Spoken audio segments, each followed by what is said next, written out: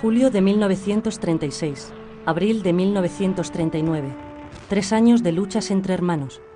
El ejército republicano es vencido a pocos meses de que se produzca el inicio de la Segunda Guerra Mundial.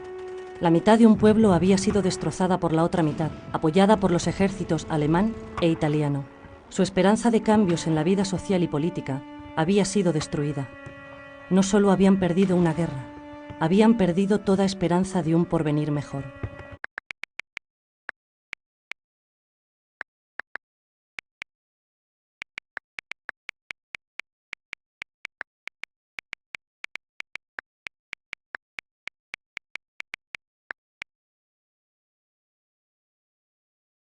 Y tengo la impresión de haberla vivido, pero no ha sido así. Pero es que incluso recuerdo que cuando había esto, ¿cómo se llama? Que había aviso, cuando había aviso de bombas, que se bajaba a un refugio enfrente de mi casa, que era como en un sótano, y allí, no sé, allí había muchísima gente, pero es imposible que lo pueda haber vivido, porque yo nací a últimos del 37.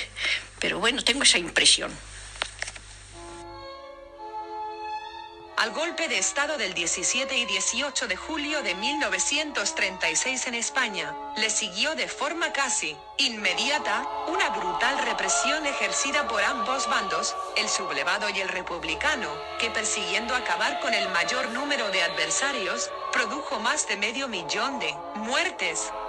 De todas ellas, más de 150.000 personas eran civiles, que como consecuencia de los continuos bombardeos o los duros castigos durante la guerra y la posterior dictadura, perdieron la vida.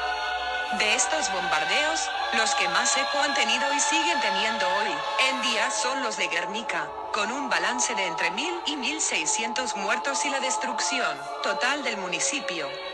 Los bombardeos de Madrid, cuyo resultado fue un total de 980 edificios destruidos, 970 muertes, 2.800 heridos y 370 de ellas muy gravemente.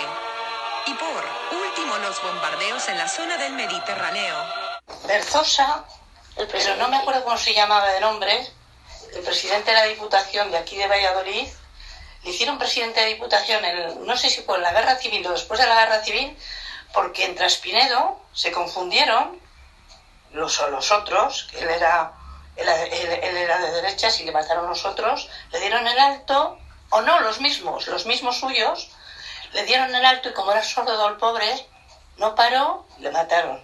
Y por eso luego a su hijo le hicieron presidente de la Diputación en Valladolid. Al padre de mi marido le mataron en la batalla del Ebro.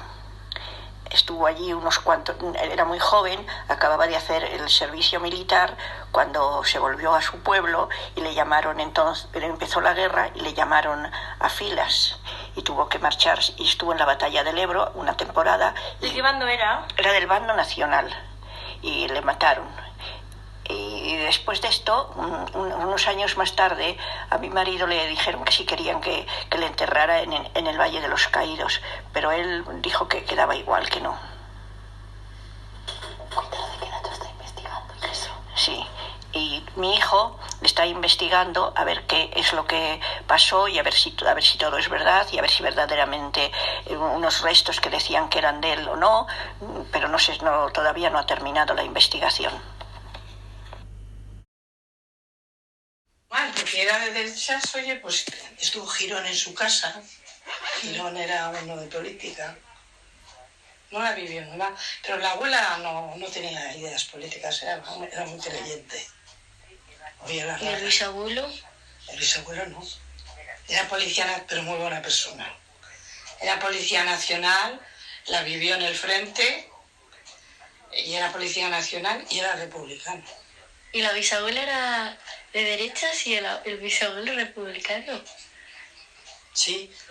Pero no se conocían todavía, ¿o sí? Eran del pueblo, eran vecinos. Anda. Yo he conocido a las dos abuelas, una vivía en la plaza y la otra, claro, mis abuelas. Y otra, sí, al lado, eran vecinos. Lo que pasa es que la bisabuela era de labradores. Bueno, la abuela fue al colegio y en esos tiempos había mucha gente, la abuela fue al colegio, por eso hablaba también eso, y el abuelo también, pero la familia del abuelo eran más obreros, pero la familia de la abuela siempre lo ha contado, y cuando ha sido mayor, más en la residencia. Siempre tenían una señora, eran labradores ricos. Lo que pasa es que los labradores de antes, bueno, como los de ahora, yo creo, no eran de tener dinero, eran de tener labranza. El bisabuelo que estuvo en el frente, sí, luego volvió. Sí. Ya volvió con hepatitis. Volvió del frente con hepatitis el bisabuelo. ¿Y te acuerdas de alguna batalla en la que estuvo? El abuelo, de las batallas de la guerra no. De lo que me acuerdo muchísimo es de que ha ido mucho al País Vasco cuando la ETA. Mucho. Cuando nació Yolanda.